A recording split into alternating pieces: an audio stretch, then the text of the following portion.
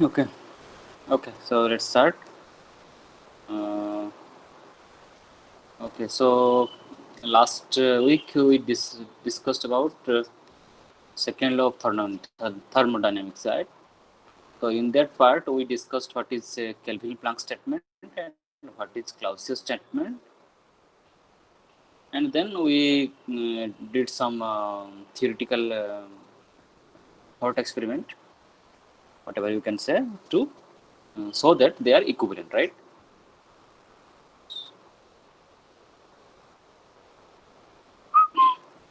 So what was Kelvin-Planck statement? So it tells you that you cannot have any engine, okay, which can operate in cycle and produce no effect other than extraction of the heat from a reservoir and perform an equivalent amount of work. Okay, so this is not possible. So the this is we discussed very thoroughly. Okay, then the next one was the Clausius statement, right? And what it is said that it said that it is impossible to construct a refrigerator that operate in a cycle will produce no effect other than the transform of the heat from the lower temperature reservoir to higher temperature reservoir. So what it is, so Kelvin Planck statement said that you cannot draw whatever the amount of heat you draw from a hot reservoir, you cannot convert everything into work. Okay, so that you cannot do like that. You, or there will be no such circumstance that there will be no such effect on the other surrounding or system. Okay, so this is what regarding the Kelvin Planck statement, and what it tells basically 100% efficiency is not possible. Okay, and similarly, if you want to reverse the direction of the flow of heat, the natural process of flow of heat is from the hot reservoir to cold reservoir, right? But if you want to do this in the reverse direction, then you cannot do without doing any work. Okay, and that is what regarding the design of the refrigerator. So if you want to design a refrigerator or to make a refrigerator, then you have to do some work. Either you do some electrical work or mechanical work, okay, or chemical work. Then only you can make extract some heat from the cold reservoir to hot reservoir. This is what was cluster statement. And then we did some thought experiment, and we assumed by taking two different system working on two heat engine working on same hot reservoir and cold reservoir. Okay, and then we saw that if we start by violating Kelvin Planck statement, and we want to validate a Clausius statement, we cannot do that. Once Kelvin Planck statement is violated, means Clausius statement also violated. And similarly, if you go by violating Clausius statement and then try to do some work or extract some heat from the whole reservoir, then you cannot do. That is also violated. So that means if you start with violating Clausius statement, then also the Kelvin Planck statement will be violated. So from there, we understood that both the statements are basically same. That is part of second law of thermodynamics. Okay, you cannot reverse the heat direction of heat without doing any work, and whatever the work you will do between two reservoir, you cannot make it 100% efficient. That's basically the summary of your the second law of thermodynamics, you can say. Okay, so now today we'll discuss some more some theoretical concept. Basically it is very well known to you. Okay, but let us just understand theoretically. Okay, okay. So this is regarding the reversibility and irreversibility of a process, or reversible and irreversible transformation. So you know reversible, you understand very well. I know reversible means whatever things you go in one direction, then you can come back to the original position, right? That is what you understand. What is called reversible. And what is irreversible? Suppose you go from point A to point B and you cannot come back to from B to A, that is the initial position or initial state, then it is irreversible process, right? That is what it is regarding the irreversibility. So what we understand in terms of thermodynamics, that I am going to discuss some conceptual things or theoretical things. Okay, uh, today we'll discuss only these things. Then next class we'll discuss about some more thing regarding the entropy, and slowly we'll go to third law of thermodynamics. Okay. Okay. So we know very well, right? Work is basically macroscopic concept. It is not something related to microscopic concept which we cannot realize or something. Okay. Whenever we are doing some work, you are suppose there is a heat engine, then you are moving the piston up and down by either supplying some heat or by by just pushing upward. Okay. And then if the piston is connected with something, then it can also move up and down, right? Suppose, let me tell, suppose there is a cylinder, okay, and there is some gas inside that, and you have frictionless piston is attached to it, okay. Then, if you suppose give some heat to that cylinder, then that heat energy will transfer to the gas molecules, and the gas will expand. So pressure will increase. So that increase in pressure will result in increase in the volume. So it will push onward or upward the piston. If piston will move upward, so what will happen? Suppose that piston is attached by a string. Let's say this is my system, which is a cylinder fitted with a piston. It is attached with a stone or some object with mass m, and which is hanging under the gravity. So the downward force, the gravitational force is acting is total mg, and it is passing through a smooth pulley. Okay. Now, if this let's say this piston is moving this direction. Suppose because of the expansion of this gas, this piston is moving in this direction. So initially it was here, the piston was here, and then it come to, let's say, here. Okay. Then this distance when it moves,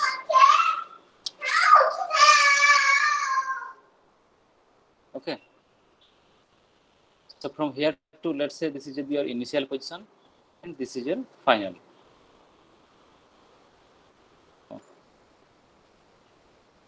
This is your final, and let me write down this is a initial position. So when the piston move from this to this, as it is attached with the string to the weight of this object, then this object, whatever it was here at the initial phase, will go downward, right? And this is obvious also, because it is also in the under the gravity. Now, what happened? The position of the piston as well as position of the object changed, right? Now, if after this expansion of gas, when it will cool down again, there will be contraction. And so what will happen? Let's say your piston will move backward. Okay. Then what will happen? Then the string will go this way. So it will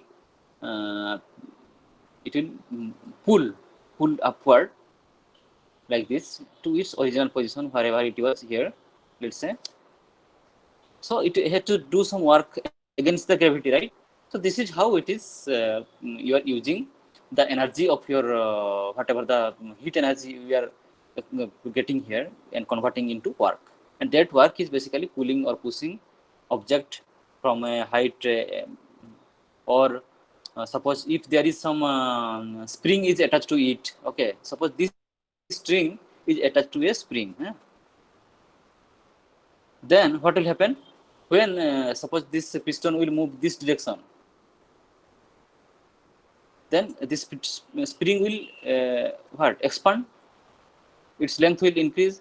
So the whatever the energy stored with this spring, okay, when you expand it, you have to do some work against that. Okay, then if your piston will move this way, then it will try to bring back the spring into its original position. So this is how you can actually whatever the work you are doing by this moving piston up and down or upward and downward or forward backward direction, then those things you can basically use to do some mechanical work, either winding some spring or unwinding some spring, or pulling a spring or pushing a spring, like this. Okay, and all these things are basically manifestation of the work what you are doing by your system.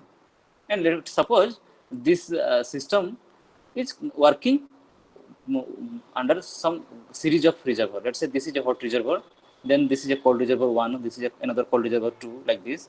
So while going from here to here, when you move, then yes, some amount of heat is transferred by doing some work, W1, let's say. Then when it will go from here to here, then again you do some work, let's say W2, like this. Okay, and when you come back from here to here, again the same thing, right? So you will come from here to here, that time you will do basically the work in opposite direction, and then this position to this position to this position, that is your original position. Okay, but your work done will be in the opposite direction. So here two things actually we need to understand. What that suppose this is my system or the cylinder fitted with a piston. Okay, and it is connected with the object, right? Some object having mass m through the string. So these are basically called local surroundings. Okay, and whatever the reservoirs we have connected with the system, or that my system is working with some reservoir, then they are basically called as local surrounding. This is one of the things actually we need to understand. Okay, this is what our understanding is regarding the local surrounding. That means, suppose you are coming to your class, and there are many students, right? So when you enter to the class, if there is lots of students are also entering to the class at the same time, then you will when you are moving, you will also have can hit somebody else, or there will be some kind of friction among your students, right? As there are not, you are highly crowded, so due to your movement, other student may be affected. Either you will hit somebody, or push somebody to enter into the class fast, or when you try to rush, then other student by looking at you, they will give you some side by moving some distance. Okay, they will try to avoid you to not make any collision with you, so they will move other way. Okay, but what happens? So because of your movement, either you are brushing somebody when you are entering to the class through a narrow door, or because of your movement, other students are giving you the way by moving backward. Okay, but they are affected, right? So somehow there is an understanding, or there is some connection, or there is some interaction we are doing with other students also, with your other friend. You are, let's say you are the student, but when you are moving in a crowded area, either people are being brushed by you, or being you feel some friction when you pass through the crowd, or because of your movement, other students understand that you are trying to rush. Okay, you are in hurry, so they'll give you some way by moving them backward. So because of your motion, or because of your action, other students are also getting affected, right?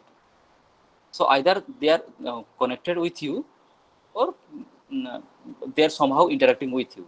So they are basically your local surrounding, or you're basically your immediate friends are your local surrounding. Okay, they are somehow connected or interacted directly with you. Similar way here, we have the whatever the system we have here, we are working, and let's say this system is connected with some other mechanical things, and we are doing some work. Let's say we are pulling some weight, or winding a spring, or moving a wheel. Okay, then whatever the system we have, or the piston is our system, and whatever the things is connected with it are local surrounding. Then this local surrounding and you, okay, other than those two things or two entities, there are also other things, and they are called universe or the rest of the universe. Okay, you and your immediate friend live with them. Okay, alone. If you subtract everything from whatever the things here, then that is called universe in our thermodynamical concept. Okay, in thermodynamics, whenever we talk about universe, that universe is basically except you and the local surrounding. Whatever things that means, what will be the universe in our case? In your case, when you are trying to enter into a class with your friend, at let's say we are starting class at 9 a.m. You are coming from hostel, and there will be hurry, right? So everybody will try to enter to the classroom fast.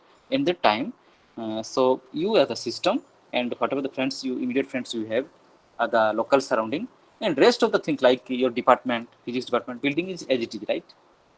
It is not going to move or interact or connect with you. Building is physics department is as it is. The room, the house, or the everything is intact as it is. They are not going to move forward, backward, or anything. They will not change because of your motion or because of your action.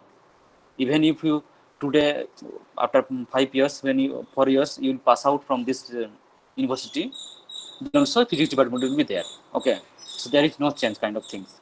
So that is your rest of the things which is called universe. Okay, and here in thermodynamics, the universe concept is not regarding our universe what we understand like the cosmic, okay, cosmic things or celestial things. So this is what the few jargons we now need to understand when we discuss about reversible and irreversible transformation. And maybe these jargons we'll use later on, that what is system, what is local surrounding, and what is universe. Okay. Okay.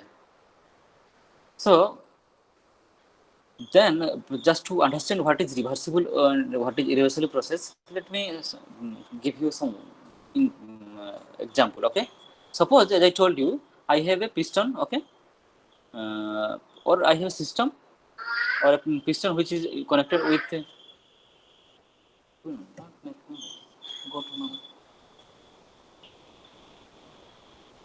Okay, so suppose this is a weight. Okay, it is connected with the by string with the piston, so it is moving, let's say, upward, downward. Okay, so this is your, let's say, initial, and this is your final. Okay, okay, this is your initial state and this is your final state. Or if your system itself, the cylinder and the piston itself is because of let's say you are giving some or transferring some heat to that from the hot reservoir, gas will expand, it will move upward, and after some time, if you don't do anything, then because you have to the piston move upward, then gas will cool down and it will come back again, right? There will be compression, so it will come back to its original position. So this is how, let me say. Okay, so let's say this is your initial state and this is your final state. Okay, and suppose you are moving one object from a height in the ground to height h. Okay, and by you are doing some work, then suppose by doing some work you had moved this object from the ground to the height h, and what you did, you have to do some work, then you have to bring that back, right? So suppose my system is doing some amount of work which is by I did that work w, let's say, and I in that process I transfer q amount of heat. Okay, and so, and it will move upward. Now in this process, suppose because of my movement of piston, I extract some q amount of heat, and I did some work w, and this work is basically against working against the gravity which is pulling this stone, let's say, to from this to this position to the height h. Okay, so this is now your final position. Now if you want to go back from the final this height to this ground position, okay, without to affecting anything else in this surrounding or rest of the universe, then I'll tell that this is a reversible process. Okay, suppose there is a building. Okay, let me give the example in this way. Suppose there is a building, you want to send some, let's say there is a construction work, you want to transport some bricks from the ground floor to third floor. Okay, and you have seen, if you have seen construction work, there are some pulley and some motor are there, and they are attached with some kind of steel string. Okay, steel rope. What they do, when the motor runs, it will wind that steel rope, and because of that, it will move upward, and it will go till the end. And there, those person are there will be there. They will pick up the bricks, and when they will say no, we are done, then you will wind that backward, right? Or we will leave that as it is, so it will come down again because of gravity. It will come down again without anything. So this is where you are doing basically. There is a motor which is rotating a wheel, and that wheel is attached to that steel rope or steel string. That is basically rope, not a string, you can say. Okay, and you are winding. So what you are doing basically, that machine, either it is electrical driven, or let's say it is engine. Okay, some diesel engine or petrol engine which is working. So what you are doing, you are burning some petrol, and that energy is being used to drive that motor, and it is rotating with the wheel.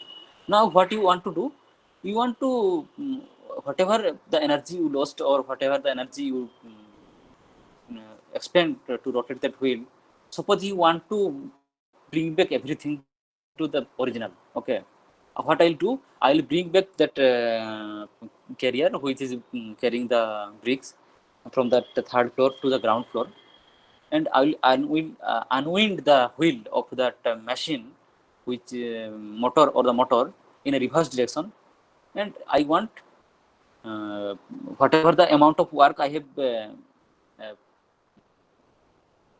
have done. Okay, I'll give back or will give back that work to that motor, so that can I get back whatever the things as it is? All the petrol will come back again or not? It is impossible, right? We know that is in real life it is not possible. But what I'm saying basically, suppose you bring these bricks from ground floor to third floor, okay, by rotating the wheel in a clockwise direction. Okay, by winding the steel rope. And then what I want to do, I want to again bring back this brick from third floor to ground floor. And what I'll do, I'll unwind the wheel of the engine or the machine. And in that process, if I can come back to my original position or original system, whatever, for example, whatever the work I have done to move in the upward direction, suppose I'll give that work back to that machine, can I come back to my original position? Whatever the petrol I have used to do that work, can I get back all those petrol, or whatever the energy, heat energy I have lost to do that process? Can I get back all the heat again? If I can get back again everything, then it is a reversible process. Okay, so at the original, let's say originally what I had in my hand, let's say I absorbed some Q amount of heat and did some W amount of work to move something from initial condition I to final state F. And what I did, and later on, I tried to come back from the final state to the initial state by doing some, let's say, work amount, W amount of work. Then can I again get back that Q amount of heat? That is the question. Okay, if I can get back that Q amount of heat, then whatever the system I watch will come back to its original process or original condition, and that will be reversible. Okay, that means reversible process, right? If the system is in equilibrium, what happens? there will be nothing, no loss, no gain. They will just move forward and backward, right? This is the symbol you use for what, equilibrium position, right? So suppose this is system A and this is, let's say, system B. If I will tell that system A, B in equilibrium, what that means? If I go from the system A to B and that B can again converted into A, then this is a reversible process, or they are basically in equilibrium, you can say like that. Okay, so this is what regarding the in terms of thermodynamics. If you want to define that, suppose I am going from system A to B by extracting some Q amount of work, heat, and doing some W amount of work, and going to system B or the condition B. Then later on, what I want to do, I want to come back from B to A by giving back W amount of work and want to come back to A and gaining Q amount of heat. If I can do that, then it is a reversible process. Otherwise, it is not. So this is what the definition is basically. So a reversible process you want to perform in such a way that at the conclusion of the process, that means in a cyclic process, whatever that you do, okay, the system and local surrounding may be restored to their initial state, okay, without producing any change in the rest of the universe. So in this process, what I did, I get back in the forward direction, I supplied Q amount of heat and got W amount of work and come back to B. But later on, what I did, I wanted to go back from B to A by doing some work, let's say, on the system. That time it was done by the system, let's say, done by on the system, and come back to A, producing, let's say, or giving back the Q amount of heat. And if they, in that situation, if I do everything without altering anything in the rest of the universe, okay, or without producing any change in the surrounding, then this is a reversible process. But this is not possible, okay. It is only possible theoretically in a natural world, or in all the natural process, whatever so far we know, it is not possible. When you do some work by the system, your surroundings or the rest of the universe will see some effect, okay. And when you try to go back from B to A by doing some work on the system, that time your rest of the universe will be affected, because you are doing some work that somewhere that energy you have to get. Where you will get that energy, okay? And that energy basically either will withdraw from the rest of the universe or the surrounding, okay? And you have to do that. And the rest of the universe is not in your hand, so they are not in equilibrium. So it is not possible to control everything. So that's why it is not possible to perform a perfect reversible process in natural way, okay, or in nature, or whatever the system so far we have built any engine, it is not possible to have a 100% reversible process, okay. So this is regarding the reversible process. And whatever the rest of the thing, if it is not reversible, definitely it is a reversible process, okay. So there are different type of reversible or irreversible process, okay. In, as I told you, that in nature we cannot have any reversible, perfect 100% reversible process. So there are basically different type of irreversible process we will come across. One is called external mechanical irreversible process, okay. So out of this external mechanical irreversible process, that can happen in a isothermal process, okay. So what happens in isothermal process? In isothermal process, what do? You do some work, okay. You don't change any internal energy of the system, and your, as it is isothermal process, the constant temperature will be remain constant, okay. So suppose let's take two example, okay. Suppose you have two solid, okay, and you are rubbing those two solids which are in contact with each other. Then what will happen? As they are contact with one particular reservoir, let's say, okay, and but you are rubbing them, and because of rubbing, there will be friction, so they will heat up, okay. And because of as they are in contact with the same reservoir, the temperature will remain same, okay. There will be equilibrium, but they may expand. Okay, there is slight expansion of the solid, because you are changing the internal energy, because once you rub them, or uh, yeah, once you rub them, there will be friction, and because of frictional energy, you will produce some heat.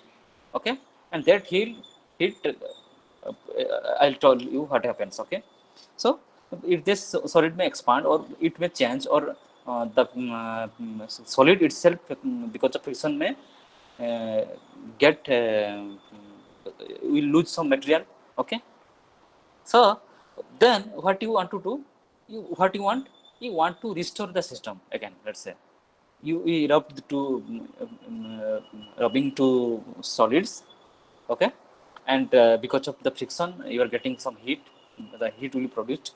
Okay, and later on, what you want to do, you want to come back to the original position. So if there is some heat is produced, okay, then if you want to cool them down, so what you have to do, you have to extract some amount of that heat, right? That heat you have to extract that from that two solids. Because of friction, of course there will be some heat will be generated, some energy will be dissipated, or converted into heat energy because of friction. But if you want to return back to the original position as it is at the beginning, so what you have to do, you have to extract that amount of heat. And that what will do, that amount of heat, that amount of heat you have to somehow throw to the reservoir. But if you throw that heat to the reservoir, what will it do? It will do. That heat reservoir heat will change, right? Suppose at the beginning, Q1 was the whatever the reservoir temperature was, let's say T1, and Q1 amount of heat was there. But when you do some rubbing of two solids, after some time there will be some heat will be generated because of friction, and then somebody will tell you, no, no, no, you please get back to your original position. So you want to cool down those two solids, and if you want to cool down, then what do you have to do? You have to either extract that amount of heat by some way, and that amount of heat, what will do, you have to leave somewhere. You cannot, there is no other way, right? And that q amount of heat, either you will pass it to the surrounding or to the reservoir. Okay, and again you have to do some work. So but what happened, whatever the things you have done in a forward direction, if you come back to the reverse direction, that is cooling down the two solids, and whatever the amount you extract from that solids, you may not convert everything into work. Okay, if you can do everything to work, then fine, there will be no change in the system. But that basically violates our second law of thermodynamics. Okay, so that is a irreversible process. Okay, you cannot do that. If you want to extract the heat after the rubbing of two solids, then whatever the change you have done in the surroundings, you have to convert everything into work. But it is not possible. 100% efficiency is not possible. So, so whatever the change you have observed in your surroundings, let's say because of heat generation, you feel some heat in the surrounding. Okay, that you cannot cool everything exactly whatever it was in the beginning. Okay, okay. So that is what violates the second law of thermodynamics. So that is what we call a irreversible process, and that is the external mechanical irreversible. Okay, this is mechanical. You are rubbing two things. Basically, two solids I am talking here, and this is called mechanical, external mechanical irreversibility. Okay, the similarly also happens if you do some inelastic deformation. Okay, suppose you take a steel wire, okay, and you pull, you uh, take to some object, and attach with them and pull in opposite direction. Okay, those two objects by some machine or by hand or whatever. And if you pull opposite direction, the two end of your steel string in opposite direction, what will happen? It will expand, right? And that expansion will cause some, maybe some heat. But when you leave that string, will they come back to its original position? You know it will not come. But let's say, let's do some thought thought experiment. Let's say I want to again push back the string, the push back push backward direction. Okay, like this. Suppose this is my string.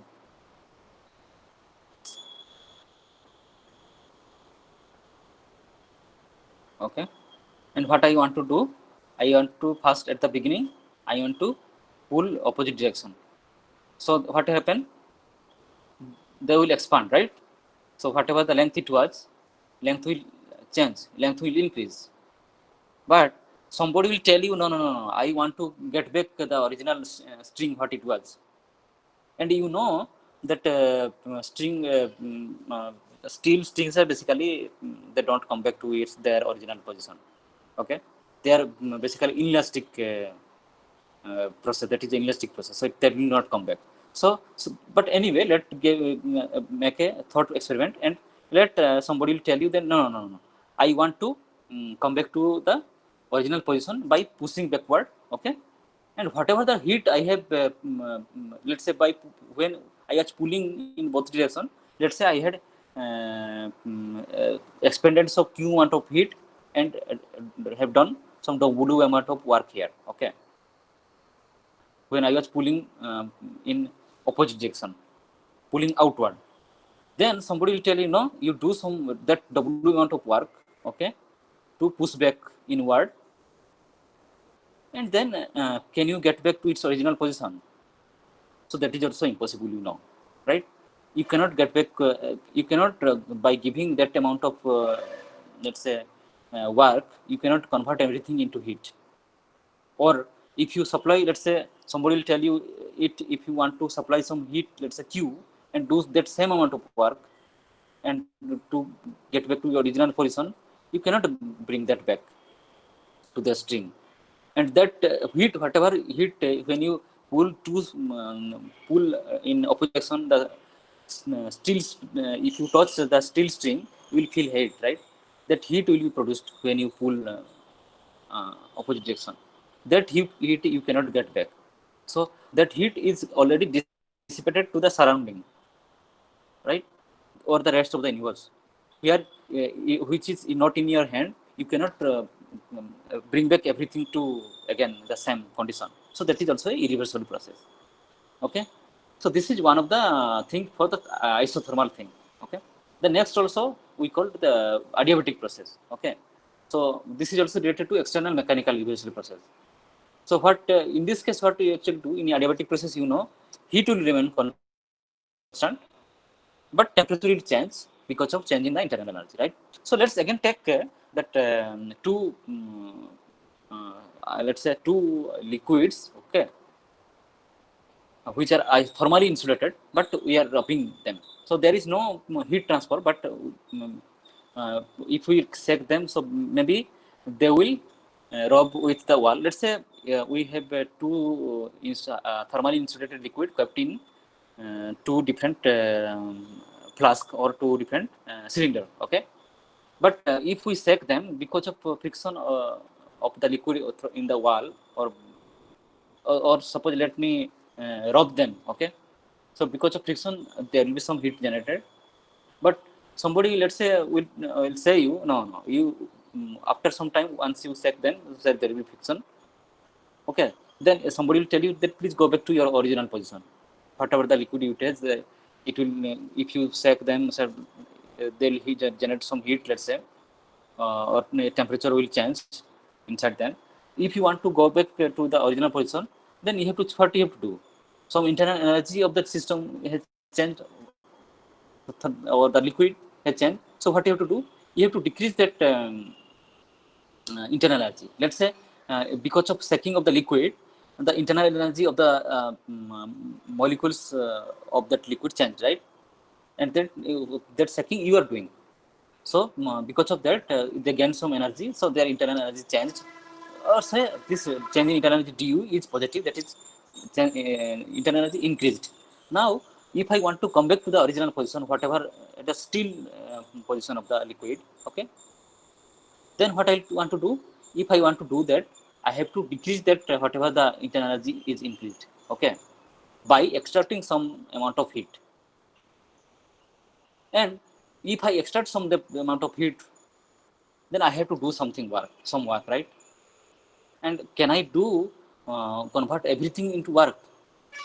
Like when I was checking that liquid, okay, can I get back whatever the amount of work I have expended or done on that system, again come back to that original position in the same reverse way? It is not possible. Whatever the change in internal energy you have done here, let's say you convert everything into heat, okay, let's say Q, and that Q you want to convert into the heat work, okay, sorry, let's say it W, and will that W amount of work will be same as the initial condition when I was checking? No, it is not possible, because 100% efficient conversion of Q to W is not possible. So this is also a irreversible process. So there are many such examples where you can use. Okay, although it is a thermally insulated system, that is adiabatic process, still it is a irreversible process. Okay, and so far whatever we saw, let's say because of friction or because of some when you are passing electric current through a wire, you know, right? That electric when you pass through the current, the electric wire get heated, right? And what is the because of why that happens? That happens because of the some resistance in the electric wire, that is called electric resistance, right? So those are things basically are the dissipative effect, okay, where whatever the amount of work you want to do will be dissipated by some of this effect.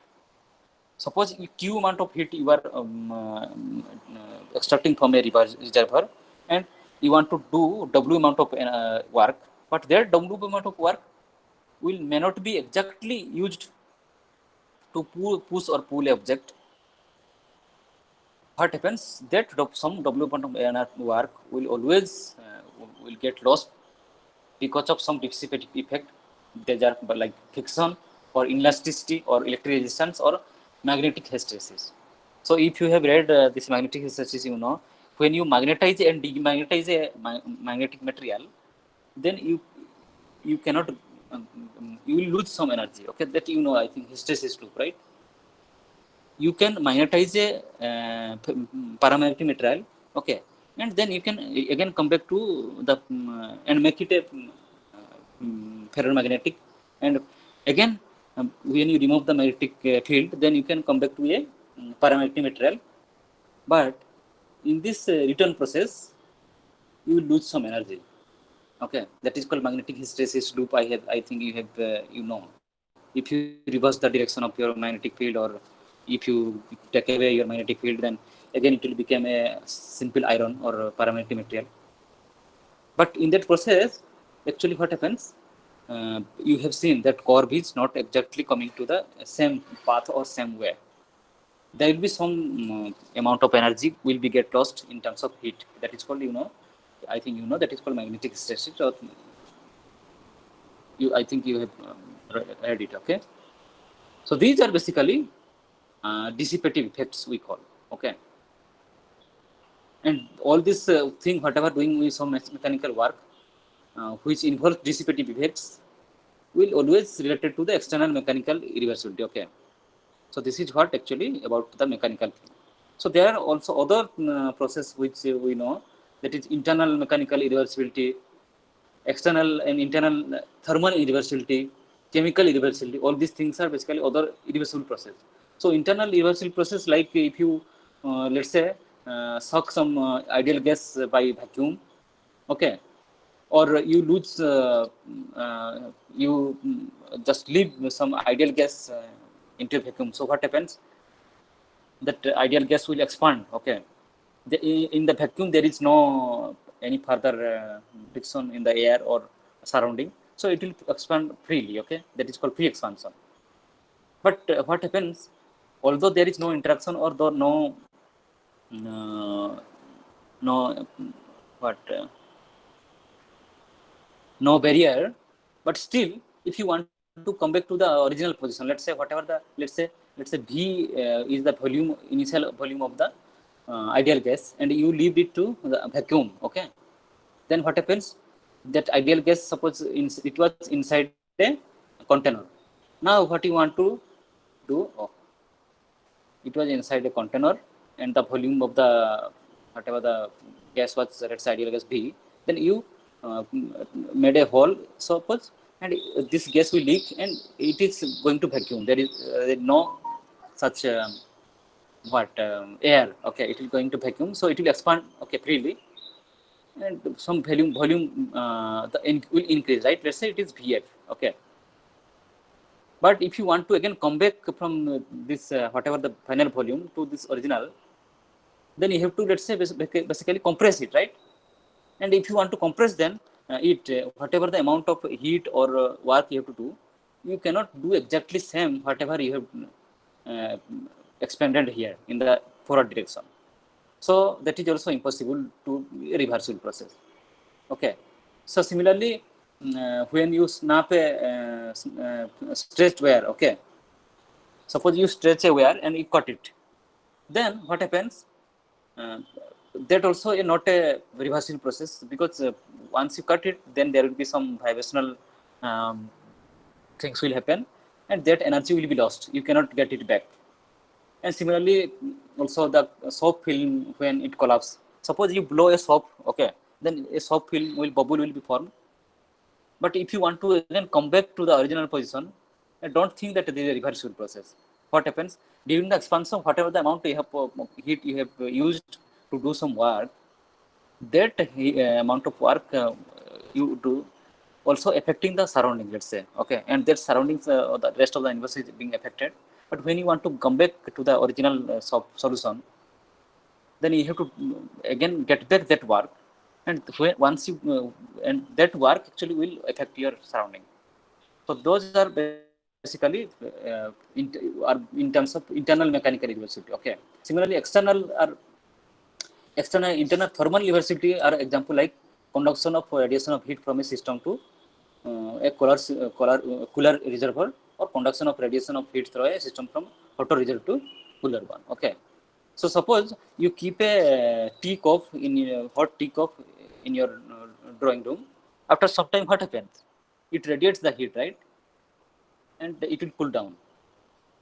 And can you again heat it that tea without affecting the surrounding? You cannot do that, right? If you want to again get back all the heat lost because of that process, because of radiation, then you have to basically do some work against the surrounding, not only on the takeoff. Okay. So these are also called irreversible process, but that is a thermal process. Okay. Thermal irreversible process, and which related to the radiation. Okay. So please remember this one. So radiation, in terms of radiation, you understand, right? If there is any nuclear radiation or any thermal radiation, so without doing some work, there is also can be possible of loss of heat due to radiation. Okay. So those processes are also irreversible.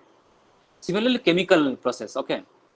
All chemical process, in laboratory, some process are you theoretically you say they are reversible, but it is not possible actually in real life. It is not possible to have a reversible chemical reaction. Suppose you want to make water. Okay, you have H2 and O2. Okay, then you want to make water, H2O. And if you want to do that, what you have to do? You have to give some external force or external energy. Then only hydrogen will mix with water and will produce water. Okay. Sorry, hydrogen will mix with oxygen to give water. Then somebody will tell you, no. Now that water you convert again and get me back this hydrogen and oxygen separately. Then what you have to do? Whatever the water you have produced, if you want to make them again, divide them into hydrogen and oxygen, then you have to do maybe more amount of work or some other kind of work which will affect your in rest of the universe. So it will become a reversible process. Okay, you cannot get back whatever the energy you have given to you. If you again draw it back, let's say by passing some electric spark, I converted the hydrogen and oxygen, combined them, I made a water. But again somebody will tell, no, can you pass that same electric spark to convert that water to hydrogen oxygen, it is not possible. You have to do some other kind of work which will affect your surrounding definitely. Okay, so that will also become irreversible. So this is also similar thing, like diffusion of two similar dissimilar inert gas. Once they take place in one direction, then if you want to get back to other direction, then definitely you have to do some other extra work, or there will be some effect in the surrounding. So there you cannot do the reverse way. So there are chemical irreversibility also. Okay. And this basically, this in the chemical irreversibility process, which basically what happens, there is change in chemical structure, right? Whatever the hydrogen and oxygen molecule are there, when you make H2O, there will be covalent bond, right? Their molecular structure will change. It will become a V shape, right? You know all this type, huh? And if you again make it to ice, then it will be a cage shape. Ice has a different kind of crystal structure, right? In the molecule rearrange themselves in crystal way. So those things are basically irreversible. If you want to again get back, you cannot go back without doing or affecting the surrounding. So these are the things actually called chemical irreversible process. So in theoretical way, if you want to have a reversible process, okay, there are two things you have to do, okay, and these two things actually we can clearly find out that so far whatever we have discussed now, all the irreversible process is accompanied with some dissipative effect. What are the dissipative? Friction, viscosity, elasticity or electric resistance or magnetic hysteresis, like this, okay. So even because of viscosity of liquid, what happens? When I shake liquid, because of viscosity what? The friction between two layers of liquid, right? So those viscosity will increase the heat or decrease the heat of liquid. They will change the internal energy of your liquid. And that change in internal energy, if you want to go back to the original position, then you have to do some work externally, and which that external work will affect your surroundings. So they are not reversible process, okay. And similarly, we also discuss inelasticity, how this happens. If there is an elastic expansion of a steel wire, then that heat will be produced and that heat will dissipate to the surrounding, or let's say to the air, okay, that is rest of the universe. And if you want to again get back to the original position, then again you have to cool down to that wire, or you have to do some other external work which will affect your surrounding. So these are irreversible process. So if I theoretically want to have a reversible process, what I have to do? I have to perform quasi-statically process. Okay. That means all the process what I will do, quasi-static mean if a system is moving from point A to point B, I will say then I'll say they are quasi-static if it is so infinitesimally small movement that it appears that it is static. Okay, it is not moving. So at any point of time, its pressure or volume looks like it's same. There is no such work done or something like it looks like that. Okay, so then it can be a reversible process. Or if my system and whatever the system I'm working on, or my piston, okay, is frictionless piston. Why I always tell you frictionless piston? If I don't have frictionless piston in theoretical way, then there will be friction, and that friction will make some heat, generate some heat, and whatever the amount of work I'm going to do will will be lost. Okay, so whatever the system I should be dissipative effect free. Okay, it should be free from dissipative effect. So these are the things actually we need to have a reversible condition or reversible system. And in real life, it is not possible. Okay, so this is only regarding the theoretical idea or theoretical things.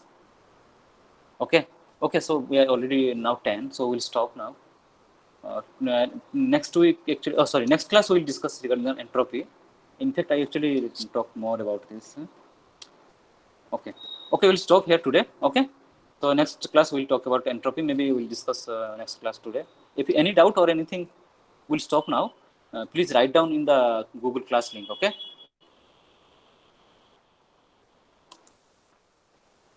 Okay, so we'll stop here. Thanks everybody for joining, and please write down your roll number and name in your Google Classroom. Okay.